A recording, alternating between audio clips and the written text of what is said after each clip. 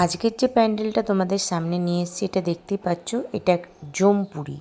ঠিকই শুনেছো, এটার নাম, প্যান্ডেলটার থিম হচ্ছে জমপুরি। এইটা হয়েছে ভিরিঙ্গির নতুন পল্লী।